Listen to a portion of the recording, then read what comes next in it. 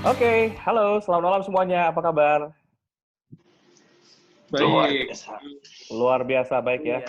Kita bertiga di sini ada untuk encourage Anda semuanya dan buat kami juga bertiga saling menyemangati kondisi kita yang berada dalam isu pandemi COVID-19 ini. Tapi kita jangan melihat dari downside-nya selalu, coba lihat apa yang bisa menyemangati kita semuanya masing-masing. Sepakat. Mudah-mudahan tayangan ini akan memberi inspirasi bagi Anda, sama seperti kami memberikan inspirasi kepada Anda, kami pun juga membutuhkan inspirasi dari Anda. Jadi semua ini terinspirasi oleh Anda. Ya. Nah, masih ngomongin mengenai 7 hal ya, dan di malam kedua channel ini muncul, kita mau bahas mengenai 7 hal kreatif apa yang bisa kita lakukan di rumah. Karena saya lihat, semakin hari banyak hal yang kreatif muncul dari istri saja. Ini jadi ibu-ibu nih ya, di area Riau sini. Mereka dengan kreatifnya saling mengantar makanan dengan menggunakan ojek online. Jadi kayak kemarin sore, gue dapat soto, men.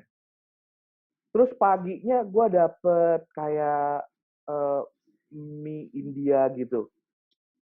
Tadi pagi gue dapet salad buah, sama dapat minuman. Dan itu udah tiga ibu-ibu tuh. Sorry, ya. gue potong. Lu sebelum pandemi ditimbang nggak dulu nggak? Udah. Gue udah pastikan gue naik sih. Udah, lanjut. Itu naik ya. Gue udah pastikan gue naik sih. Ukurannya dari lingkar, dari celana yang dipakai sehari-hari buat ngajar sih. Terus kemarin gue coba pakai kan, kok agak ngepas gitu. Biasanya agak longgar. Jadi, dan yang menarik si ibu-ibu kita ini nih, saling berkirim makanan dengan menggunakan ojek online. Mereka tuh pakai mini postcard gitu. Jadi ada card yang tulisannya stay safe, sister, di rumah aja, atau mungkin selamat menikmati masakan sederhana ini, tetap di rumah saja gitu ya. Jaga kesehatan bersama keluarga, salam buat orang rumah. Nah, maksud gua bukan hanya masakan yang kreatif, tulisan bentuk kartunya, packagingnya itu kreatif. Nah, karena itu juga membantu loh di masa-masa kayak gini. Lu ngerasa nggak ini masa sulit? Iya, jadi kita nggak ngerasa sendiri. Kita nggak ngerasa sendiri. Jadi betul, dan sebenarnya semua orang juga kan ngalamin hal yang kurang lebih sama ya di seluruh dunia. Iya, benar. Sehingga lu mau menganggap ini sebagai korban atau sebagai kesempatan atau sebagai oke gue harus survive. Karena anggap ini survival mode semuanya. Tapi mau menuju kemana? Salah satunya kenapa lu bilang tadi tema kali ini kreatif. Oke. Nah, gimana sih apa yang lu lakuin coba? Kalau selain tadi ibu-ibu, yang lu lakuin apa sekarang? Kreatif apa atau hal apa yang membuat lu? Kalau gue ya, jadi gue itu memang saat menjadi active trainer dan masih banyak kelas gitu, gue memang sudah suka baca-baca hal-hal yang terkait dengan berkebun sendiri, ya, budidaya tanaman, hidroponik, penggunaan polybag gitu ya, dan jenis-jenis sayuran yang bisa kita tanam di halaman kita atau di pekarangan rumah. Nah, masalahnya sampai dengan 2 bulan yang lalu, waktu itu tidak kunjung tiba kan. Tapi sekitar bulan Januari akhir gue sempat mencoba lah ya menekuni perkebunan di rumah ini. Gue beli polybag, gue beli bibit tanaman di salah satu gerai yang benar. Gue cuma curious aja. Kayaknya gue pengen bener deh berkebun seperti ini. Dan kalau mau dilihat, yang terjadi pada kebun gue saat ini ya, salah satunya adalah gambar ini teman-teman. Kalau Anda lihat sekarang di layar nih, ini tomat nih. Ini tomat. Ini apa ini? Tomat. Yang tinggi. Yang mana nih tomat yang tinggi? Yang pakai tinggi itu. Betul, yang ditopang sama 3 tiang hijau itu tomat. Oh, itu tiang. Iya, dan tomat ini sudah gue tanam sejak akhir Januari 2020 ini. Ya. Estimasi panennya ini kurang lebih dalam 3 minggu setengah lagi ini udah ada buah nih. Estimasinya. Jadi ini tomat, kemudian gue juga coba menanam nah ini yang baru nih, ini yang bulan lalu, kelihatan nggak? Ini. Belum. Nih, kelihatan nggak? Ini bulan lalu nih. Oh, lu pakai polybag gitu? Yes, polybag akhir bulan lalu. Itu yang sebelahnya apaan? Yang di tengah-tengah ini sawi, ya ini pot bunga kalau di sebelah yang batu itu. Ada sawi gitu. Kemudian ada wortel, ada cabe, ya. Dan ini mulai ada tunas-tunasnya begitu.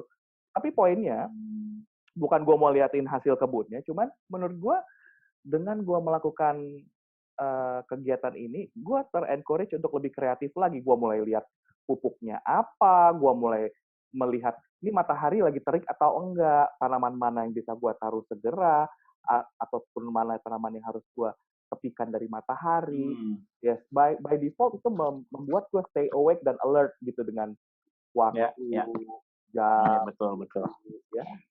Dan seperti biasa, Bapak pensiunan kita ini. Dan menurut gue itu menarik ya. Itu menariknya apa? Jadi gini, pandemi ini kan dampaknya nanti bukan cuma soal kesehatan kan, tapi ekonomi. Iya. Ekonomi kan. Bayangkan dalam situasi seperti ini, dengan kebiasaan lu berkebun itu, saat mungkin nanti suatu saat barang-barang sulit, tapi lu punya tomat sendiri. Ya. Mungkin lu punya cabai sendiri. Iya. Mungkin lu punya singkong sendiri nanti. Amin. Itu kan akan bermanfaat. Jadi itu bisa jadi sarana juga nanti ketika krisis ekonomi juga terjadi.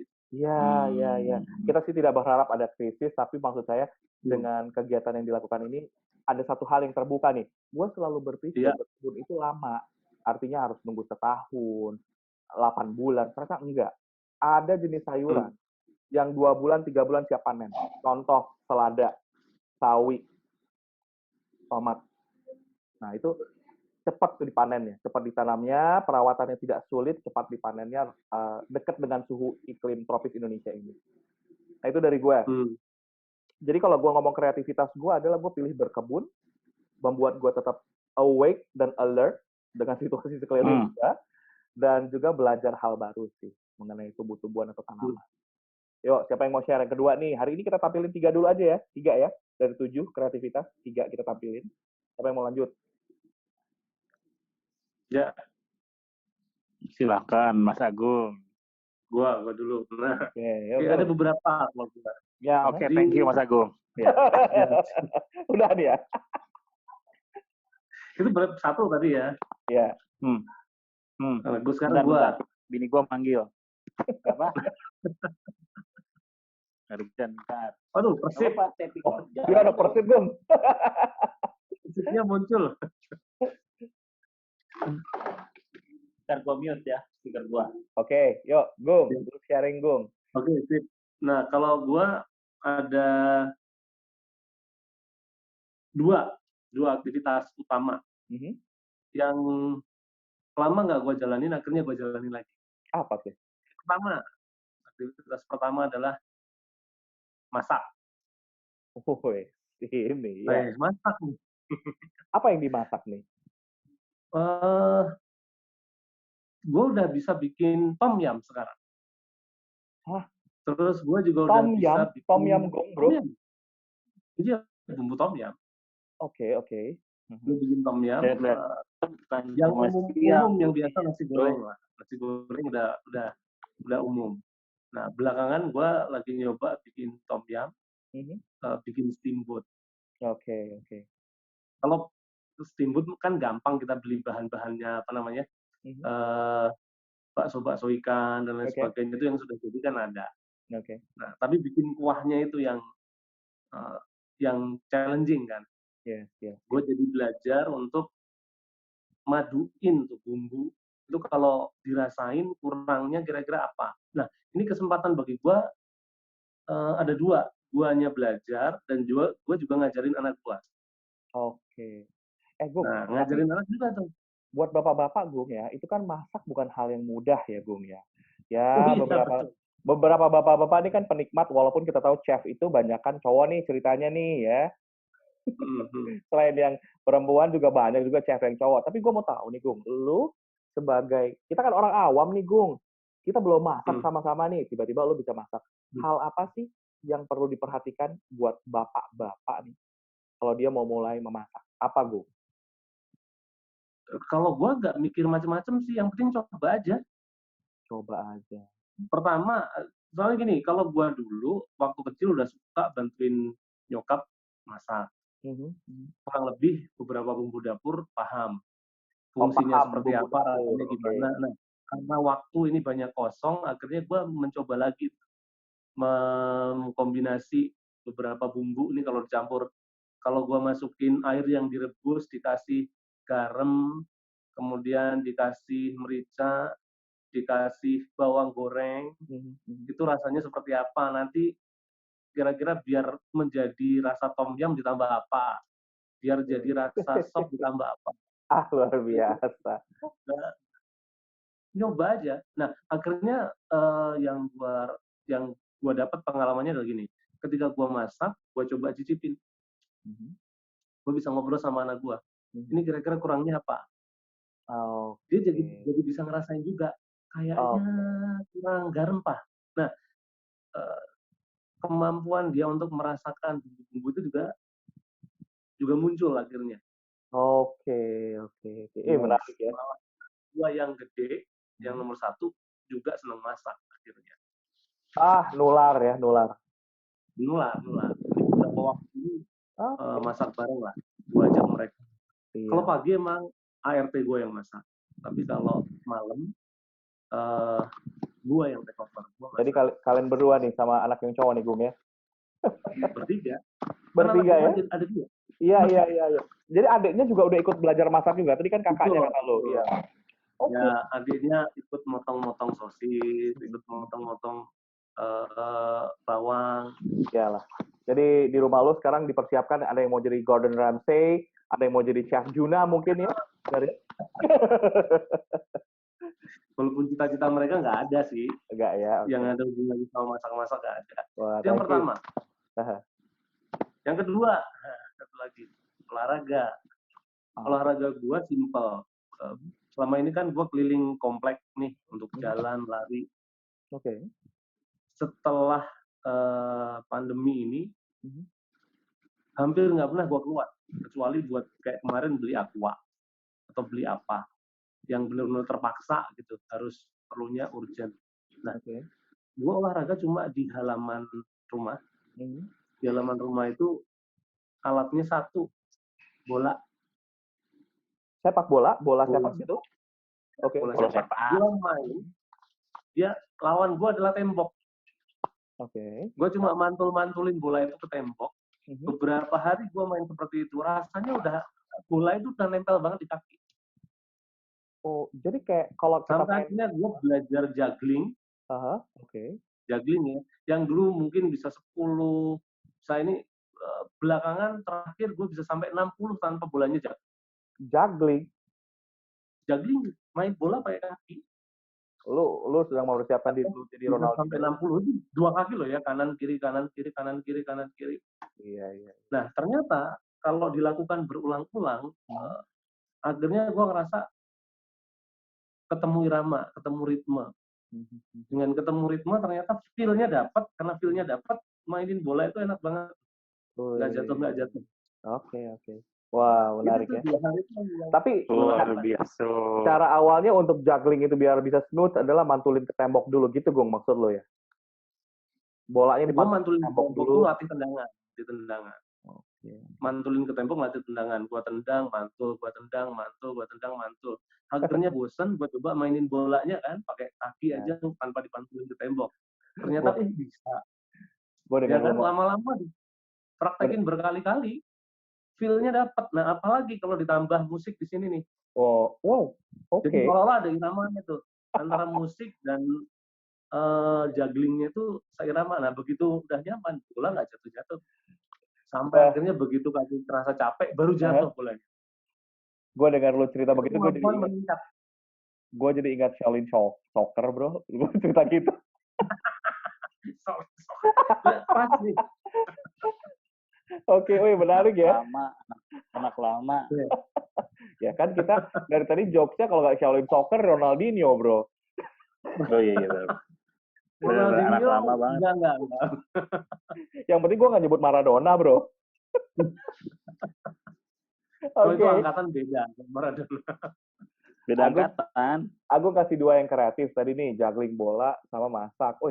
Terus selain dari sharing, ada kiat-kiatnya juga. Tadi gue ngomongin berkebun. Tuh 3 tuh udah tuh. Za, lu 1 lagi Za, biar bisa 4 nih malam ini deh. Nggak bisa. Kan lu 1, Agung 2, gue 3 dong. Oh. Jadi habis semuanya gitu. Ya, Za. Ya, gue sih coba. Kalau gue yang dilakukan, selain kalau misalnya nggak ada sesuatu yang berkaitan dengan pekerjaan, pandemi ini membuat gue punya kesempatan untuk melakukan hobi. Hobi yang mungkin pernah atau dulu sering kita lakukan. Kan hobi itu adalah sesuatu yang menyenangkan buat kita lakukan, kan? Iya, betul. Nah, salah satunya gue nggak pernah merasa bosan. Kemudian banyak orang bilang, gue bosan. Gue sebelum merasa bosan itu ada, gue bilang, gue harus melakukan apa nih hari ini.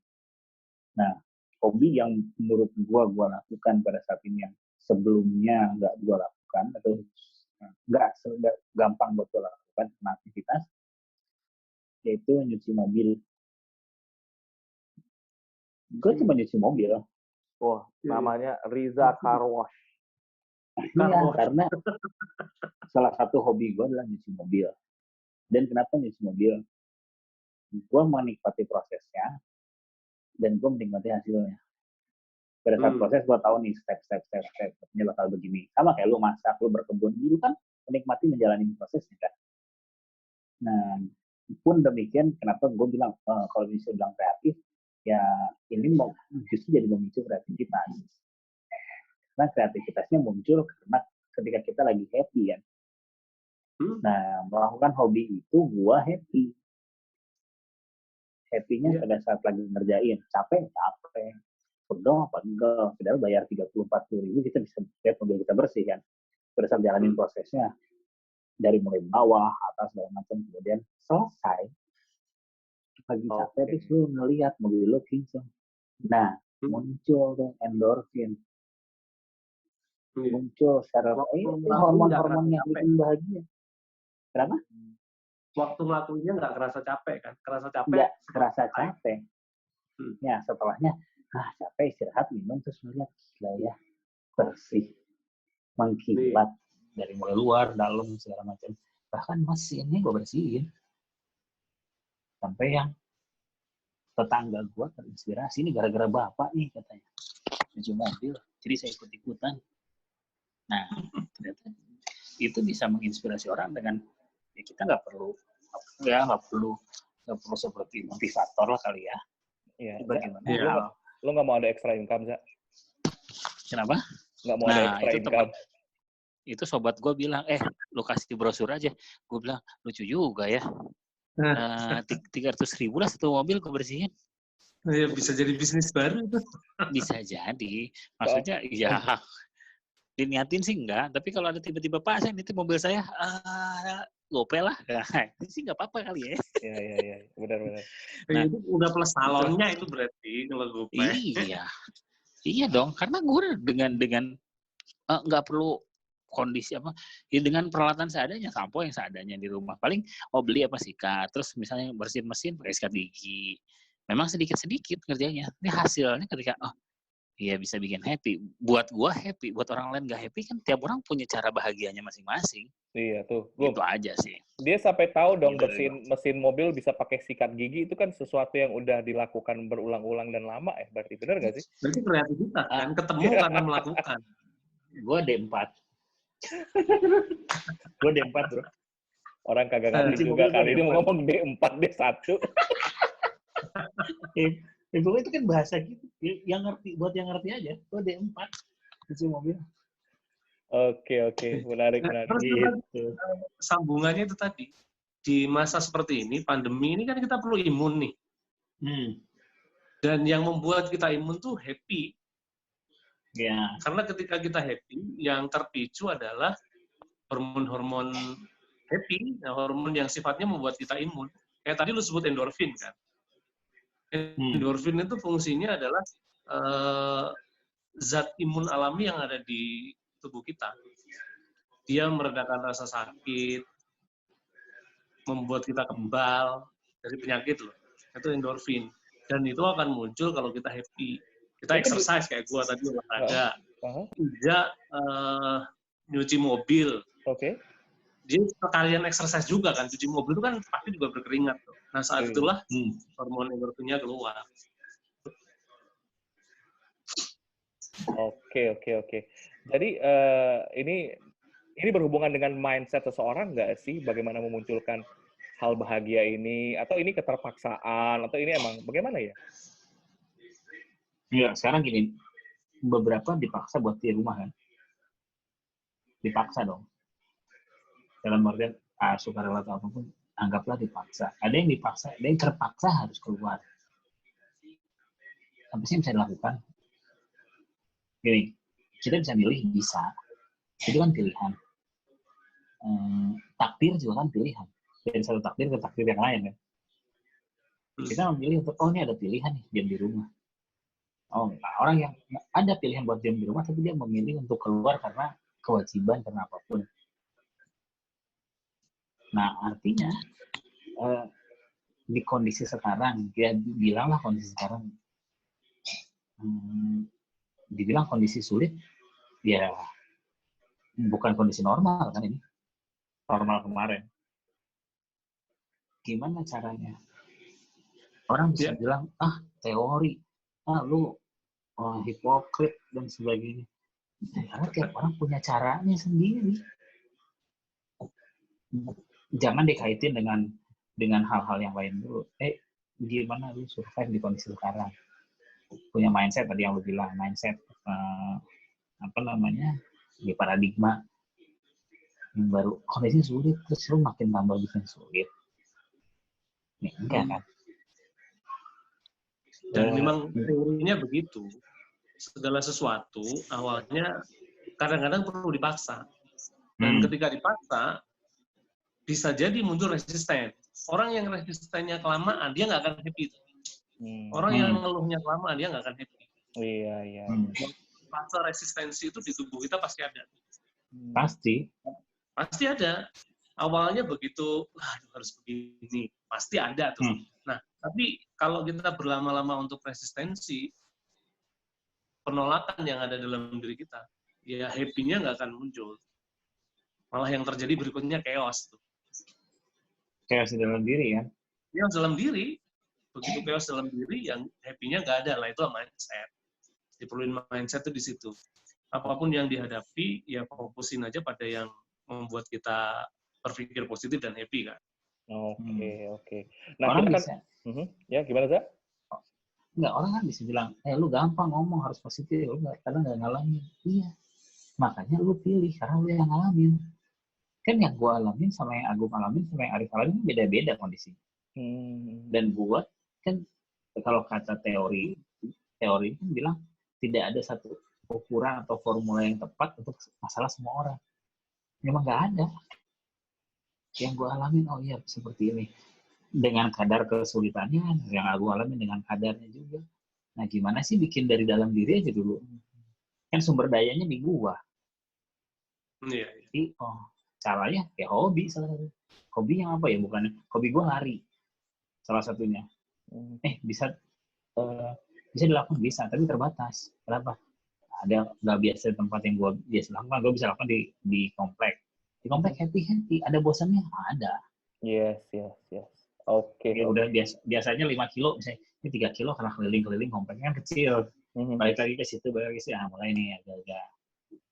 Nah, ganti sesuatu. Kemarin, apa berkebun. Kalau gua tanya ke lu, lu happy nggak nungguin atau ngelihat pertumbuhan kayak sedikit? Happy banget.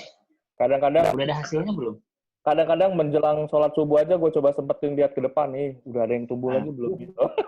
Udah ada hasilnya belum? Ada. Ada nggak ada hasil buah nggak atau bunga? Nggak ada kan?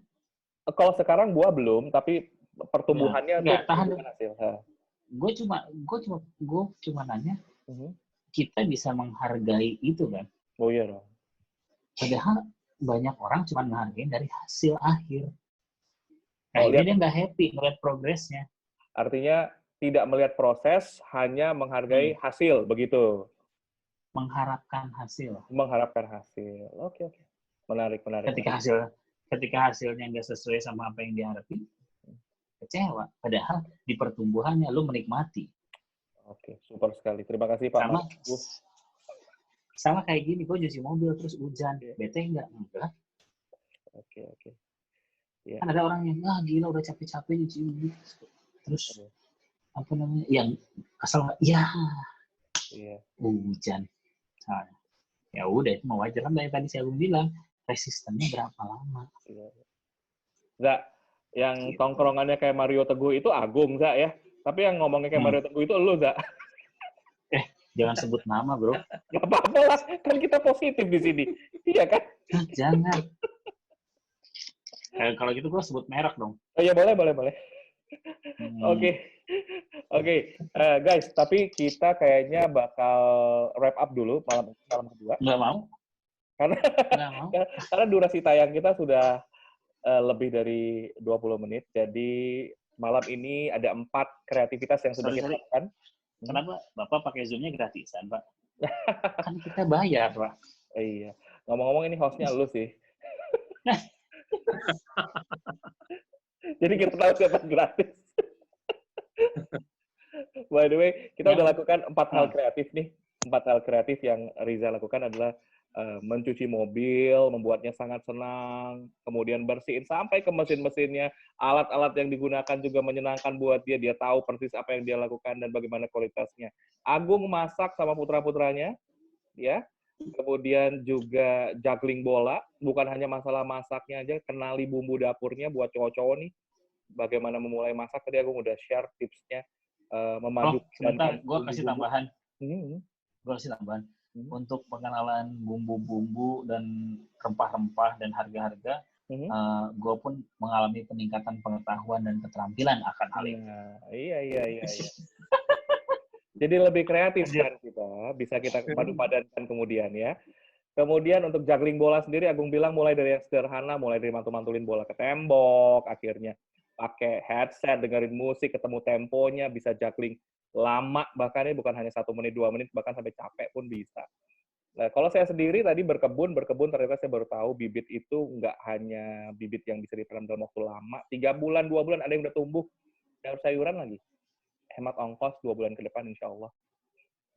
Dan masih ada 3 hal kreatif lainnya, karena ada 7 ya, masih ada 3 hal kreatif lainnya. Di malam ketiga, yang akan kita upload untuk Anda, dari saya sendiri sih bilang stay safe, stay health, ya. Mudah-mudahan kekuatan diri kita terus tumbuh, endorfin kita terus meningkat. Yang penting tetap bahagia. Oke. Thank you Pak Agung, Aliza. Sampai kita ketemu lagi besok malam, ya. Tetap di channel kita Makarya.